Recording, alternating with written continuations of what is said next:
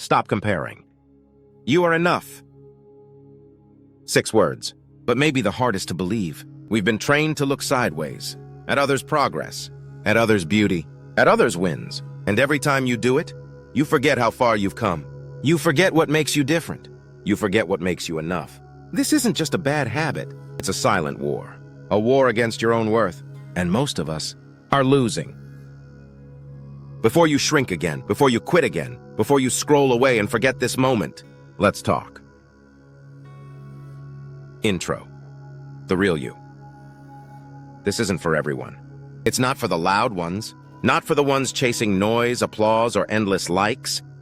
This is for the quiet part of you, the one that wonders, why do I feel like I'm always behind? Maybe you've achieved things, but you don't feel proud. You still feel not enough. You compare, even when you know it's toxic. Even when you tell yourself to stop. You scroll, you smile at their happiness, but something inside you whispers, why not me? And then comes the shame, the guilt, the feeling that you shouldn't feel that way, but you do. Here's the truth. You're not broken. You're not weak. You're human. And this moment is not here to judge you. It's here to free you. So breathe. Slow down. This is not a race. This is a return to the real you. Chapter 1. The comparison loop. You don't choose it. It just happens. You open your phone, and suddenly you're not enough. Their body, their house, their relationship, their smile. And before you even realize it, you've shrunk. Not physically, but inside. You start measuring, calculating, judging. How did they get there so fast? Why do I feel stuck? What's wrong with me? Example. You were feeling okay this morning. Then you saw her post. A vacation, a flat stomach, shiny life. Now suddenly, you hate your day. You hate your mirror. You hate your pace. And the worst part? You know this game. You've played it before, and it always ends the same. You lose, even when you're doing fine. You lose. Metaphor. It's like being in a race where everyone has a different finish line, but you're punishing yourself for not reaching theirs. Coaching question. What if you're not actually behind, just distracted? Repetition, slow down cues. You scroll, you compare, you shrink, you repeat, until you stop. Chapter 2. When you started to forget your worth. You weren't born comparing. You didn't come into this world thinking you lacked something. That was taught, little by little, in subtle ways, through comments, through silence, through systems. You learned that praise meant value, that grades meant intelligence, that beauty meant worth. And over time, you stopped asking, who am I? And started asking, am I enough compared to them? Example. You were proud of your work until someone else got more attention, more likes, more praise, and suddenly your pride turned into doubt. Not because your work changed, but because your mirror changed. Your mirror became them. Metaphor. It's like watering a plant and then hating it for not blooming as fast as the one next to it. Different roots, different soil, different rhythm. Coaching question. What if your value never left? You just stopped recognizing it? Slowing cues. Let that sink in. You didn't lose your worth. You just forgot how to see it. Chapter 3. The silent damage of comparison. Comparison doesn't scream. It whispers, quietly, constantly, until it rewires the way you see yourself. It tells you, you're not enough, yet. You're not successful, yet. You don't deserve peace, yet. So you push. You perform. You pretend. But deep down, you're exhausted. Not because you're weak, but because carrying someone else's identity is heavy. Example. You try to dress like them, talk like them, achieve like them. But no matter how much you imitate, you feel fake, disconnected, lonely. Because you were never meant to copy. You were meant to create. Metaphor. It's like trying to run on someone else's map when your path was never meant to follow theirs. Coaching question. How much of your life is being shaped by someone who isn't even thinking about you? Slow down phrases. Pause. Breathe. Come back to yourself. The damage isn't always loud, but it's real, and it's time to heal. Chapter 4. You can't win their race. You keep running, but you don't feel closer. You chase milestones that were never yours. More money, more beauty, more attention. But whose finish line are you really aiming for? Because if it's not yours, you'll never win. You'll only burn out, trying to live a life that was never built for you. Example. You chose a career because they said it was secure. You stayed in a relationship because they said it looked perfect. You smiled in photos, but felt hollow inside. Every step forward felt like a step away from yourself. Metaphor. It's like wearing someone else's shoes. They might look great, but they'll blister your feet. Coaching question. If you stopped trying to win their race, what would you actually want? Slow phrases, repeat to sink in. Their race is not your race. Their dream is not your dream. Their path is not your path. You don't need to win their life. You just need to come back to yours. Chapter 5. The courage to slow down. A world that moves fast, slowing down feels like failure. But here's the truth. Speed means nothing if you're headed in the wrong direction. Slowing down isn't weakness. It's awareness. It's wisdom. It's strength. Because it takes courage to stop running, just to realize you were chasing someone else's goal. Example. You paused for 1 week. No social media, no comparison, just silence. And in that silence, you started hearing your own voice again, the one that whispers, maybe I don't want what they want. Maybe my pace is perfect. Maybe I'm not lost. I'm realigning. Metaphor.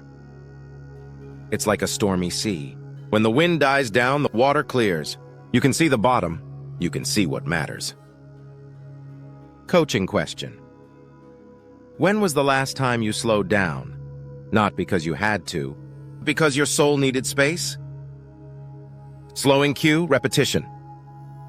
Breathe, pause, return to who you were before the noise. Chapter 6. You are already enough. You don't need to do more to be enough. You don't need to look different. Speak louder. Earn faster. Shine brighter. You just need to remember. Because you were enough. Before the comparisons. Before the expectations. Before the pressure. You were enough. Before you even knew what that word meant. Example. A child doesn't compare. She laughs. She falls. She plays. She doesn't ask, am I lovable? She just is. That was you once. It still is. You haven't lost your worth. You've just layered it. Under guilt, under goals, under noise. Metaphor. It's like a diamond buried in mud. The mud doesn't change the value, it only hides it. Coaching question. If you believed truly that you were enough today, how would your choices change? Slowing mantra. You are enough, even when you don't feel it, even when no one says it, even when the world makes you doubt it. You are enough. Let that truth grow roots in you. Chapter 7. Stop looking for permission. You keep waiting for someone to tell you you're ready, for someone to say you're good enough now. But what if no one ever does? What if you've been standing at a green light, just waiting for applause that was never yours to need?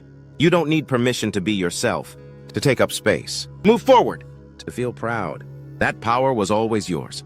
You just forgot how to claim it. Example. You held back an idea in a meeting, not because it wasn't good, but because you were afraid they wouldn't approve. You doubted your voice, so you silenced it. But inside something burned. That burn? That was your truth fighting to come out. Metaphor. It's like having wings, but waiting for someone to say you're allowed to fly. Coaching question. Where in your life are you waiting for permission? When you could just start? Slow repetition cue. You don't need permission to begin. You don't need permission to heal. You don't need permission to be enough, because you already are. Chapter 8. Reclaim your attention. Comparison isn't just about them. It's about where you place your focus, your energy, your attention. And attention is your most powerful currency. Every time you compare, you're investing in someone else's life and bankrupting your own. You only have so much space in your mind, so much time in your day, so much fire in your spirit. Where is it all going? Example. You plan to work on your goals. Then you checked your feed. An hour later, you're lost in their life. And your own dreams? Still waiting, not because you don't care, but because your attention was hijacked. Metaphor. It's like pouring water into 10 different cups and wondering why none of them are full. Coaching question. If you brought all that energy back to yourself, what would start to bloom? Repetition cue. Let it land. Reclaim your attention. Reclaim your energy. Reclaim your life. You are not a spectator. You are the main character. Chapter 9. Choose self-trust over validation. Validation feels good until it becomes a drug, until your worth rises and falls based on someone else's opinion. You post, you wait, you refresh, you doubt, and suddenly your confidence is no longer yours. It belongs to them. But here's the truth. External approval is unstable. One day they praise you. The next, they ignore you. Self-trust? That's different. It's quieter, but stronger. Example. You had a decision to make. You knew what felt right. But instead of acting, you asked 5 people. Each gave a different answer. And now you're stuck. Not because you didn't know what to do, but because you abandoned your inner compass. Metaphor. It's like having a GPS, but choosing to follow random voices on the street. Coaching question. Where are you outsourcing your confidence? When you already have the answer inside? So mantra. Validation fades, but self-trust stays. You don't need to be louder. You need to be truer. Chapter 10. You were never behind. That feeling that you're late, that you're missing out, that you're somehow behind. It's one of the deepest wounds. But let's pause. Behind what exactly? Behind whom? According to which timeline? There is no universal clock, no sacred deadline, no perfect age to succeed, to love, to heal, to shine. You are not late. You are becoming. Example. You see a 23-year-old millionaire, a 30-year-old with kids, a 40-year-old who reinvented her life. You compare. You panic. But what if your timing is different? Because your purpose is different? Metaphor. It's like trees in a forest. Some bloom in spring, some in summer, some only once every few years. But when they do, they're unforgettable. Coaching question. If you knew, without doubt, that you were right on time, how would that change the way you live today? Slow mantra. You are not behind. You are not broken. You are unfolding at your own sacred pace. Let that truth hold you. Conclusion. Return to yourself. No more running. No more shrinking. No more chasing shadows that were never meant to define you. You've spent years looking sideways, measuring, comparing, doubting. But what if this was the moment you looked inward instead? What if your value was never out there because it was always in you, not earned, not proven, just remembered? You are enough, even when you forget it, even when they overlook you, even when the world moves too fast. Pause, breathe, return. You don't need to catch up. You need to come home to yourself. Say it with me, not loud, but deep. I am not behind. I am not a copy. I am enough. And from this place, you rise.